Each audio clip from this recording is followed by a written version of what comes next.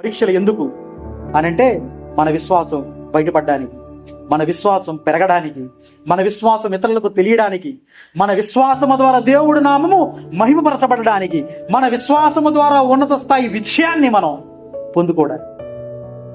ఆయన అన్నాడు, లోకంలో శ్రమ కలిగిద్ది, అంతం వరకు సహించు, జీవకిరీటాన్ని ఇస్తానంటాడు. ఆమెను హల్లెలూయా. ఎవడికి జీవకిరీటం? అంతం వరకు సహించు వాడికి. ఇశ్రాయేలు ప్రజల్లాగా దేవుడు ఇక్కడ పట్టుకొచ్చాడు, దేవుడు ఇక్కడ పట్టుకొచ్చాడు, ఇక్కడ చంపుతాడని సరిగి కొనికి 40 సంవత్సరాల ప్రయాణంలో విశ్వాసాన్ని వాళ్ళు పొందుకోలా, చచ్చిండ్రు, విడవబడ్డారు.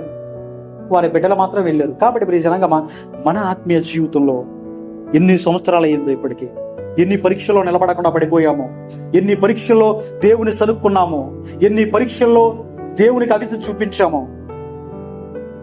అలాంటి సమయంలో ఏం జరిగింది తెలుసా? దేవుడు చిన్నబోతాడు. సాతానుగాడు దగ్గర దేవుడు సహాయం చేస్తాడు. పలానా అశోక్ చూడు ఎలా ఉన్నాడు, ఆయన చూడు ఎలా ఉన్నాడు, ఈయన చూడు ఎలా ఉన్నాడు. సాతాను కూడా వస్తాడు, ఎంటర్ అవుతాడు. నువ్వు ఏ పాపాన్ని విడిచిపెట్టవో ఆ పాపాన్ని ముందు తీసుకొచ్చి పెడతాడు. మరలా అదే పాపంలో మనం పడిపోయినట్లయితే, అదే ప్రాచీన స్వభావానికి మనం వెళ్ళిపోయినట్లయితే దేవుడు అవమానించబడతాడు. దేవుడు అవమానానికి గురవుతాడు. ఎవరి దగ్గర తెలుసా? సాతాను గారి దగ్గర.